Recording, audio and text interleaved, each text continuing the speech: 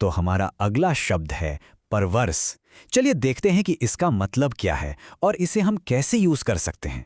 Okay, तो सबसे पहले परवर्स एक एडजेक्टिव है, यानी कि एक विशेषण। इसका मतलब थोड़ा अजीब है।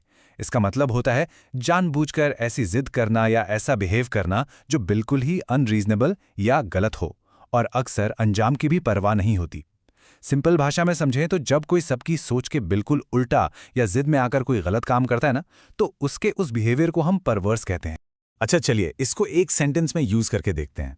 She has a परवर्स fascination with bad news and accidents. अब इसका क्या मतलब हुआ? इसका मतलब यह है कि उस लड़की को बुरी खबरों और एक्सीडेंट्स में एक अजीब, मतलब एक आम इंसान जैसे नहीं, बल्कि एक अजीब सी दिलचस्पी है। देखिए, नॉर्मली तो लोग ऐसी चीजों से दूर भागते हैं ना, पर उसका इंटरेस्ट थोड़ा, कह सकते हैं, अनहेल्दी या अनयूजुअल है। इसी अजीब फैसिनेशन को परवर्स कहा गया है। एक और एग्जाम्पल देखते हैं, इससे और क्लियर हो जाएगा। The committee's perverse decision to reject the overwhelmingly popular proposal shocked everyone. यहां पर परवर्स डिसीजन का मतलब है एक ऐसा फैसला जो बिल्कुल ही इलॉजिकल था। सोचो, एक प्रपोजल जो इतना ज्यादा पॉपुलर था, जिसे सब पसंद कर रहे थे, कमिटी ने उसे रिजेक्ट कर दिया। तो उनका ये फैसला सबकी सोच के एकदम उल्टा, अजीब और अनएक्सपेक्टेड था। इसीलिए इसे परवर्स कहा गया। अब ये वाला एग्जाम्पल देखिए, इससे आपको इसका एक और साइड समझ में आएगा। He took a perverse pleasure in arguing with his teachers, even when he knew they were right. मतलब वो अपने टीचर्स से बहस करने में मजा लेता था, और वो भी तब जब उसे पता था कि टीचर्स सही हैं। अजीब बात है ना?